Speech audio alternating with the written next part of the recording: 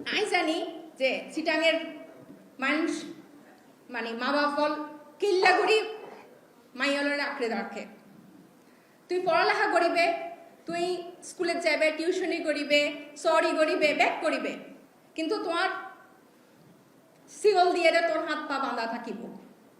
তুই ফার্স্ট করিবে, মাস্টার্স করিবে, ডাক্তার হইবে, ইঞ্জিনিয়ার হইবে, এরপর তোমার বিয়ে ভালো ফোয়া দিয়ে ওরো বাড়িতে চিটাং ওরো বাড়ি অন করিব, চিটাং ওরো বাড়ি অন করিব, বিদে দুবাইওয়ালা অন করিব, টিয়া থাকুন অন করিব, বিয়ে হইব, বাচ্চা হইব, বাস। এল্লা কনজারভেটিভ ফ্যামিলির মাইয়া অকল যে রাজনীতি তাইব এন তো কোনো চিন্তাও করিত না পারে, কেউ চিন্তা করিত না পারে। কিন্তু আর মা বাবারে বুঝান পড়িব যে এখন কিন্তু সময় চেঞ্জ হয়ে গেই, ওই না অবশ্যই ওই।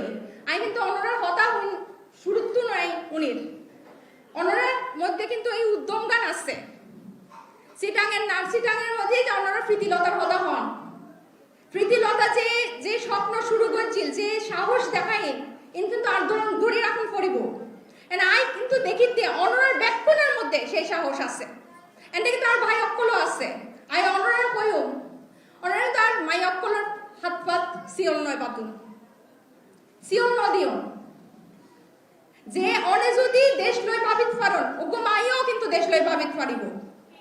এন্ড যুগে যুগে কিন্তু বহুত প্রমাণ আছে মাইয়কল যেতে রাজনীতির গেই, মাইয়কল যেতে ক্ষমতার গেই, মাইয়কল যেতে আইনসভাত গেই, মাইয়কল কিন্তু দুর্নীতি কম করে।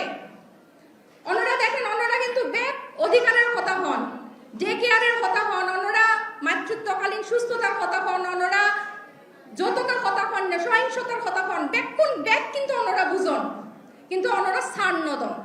মাইয়কলরা কিন্তু অন্যরা ছাড় নদন, অন্যরা ব্যাক সমস্যা বুঝন, কিন্তু অন্যরা সমাধান গরিবার লয় কিন্তু কিছু নগরণ। অন্যরা কিন্তু আগায় আসন করব। আর কিন্তু বেশি বালানো অনেক ইরেগুলারিটি আছে, কিন্তু আই চেষ্টা করি কইবার লয় গমন না। অন্যরা প্রতি আর বিনীত অনুরোধ, অন্যরা কিন্তু মাইয়কল সিওল না করেন, মাইয়কলের সারি ধর, মাইয়কল যখন ক্ষমতার যাইব, মাইয়কল যখন যে দায়িত্বশীল পদত যাইব, মাইয়কল কিন্তু বহুত নিষ্ঠার লগত কাম করে, বহু নিষ্ঠার লগত কাম করে, এন্ড ফল অত্যন্ত বেশি করে।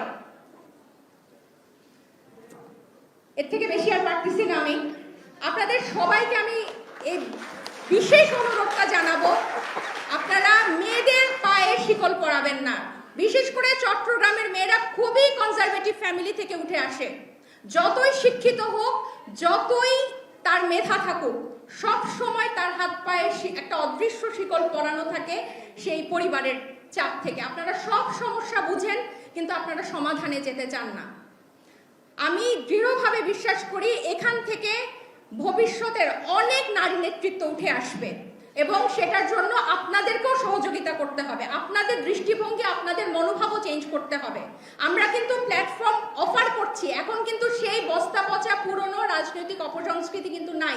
আমরা সেটা পরিবর্তন করার জন্য কিন্তু আমরা এখন চলে এসেছি। এখন কিন্তু একতরফা সেই তাদের মতো করে পুরনো যে রাজনৈতিক দলগুলো যেভাবে রাজনৈতিক চর্চা করেছে সেভাবে কিন্তু এখন আর চলবে না।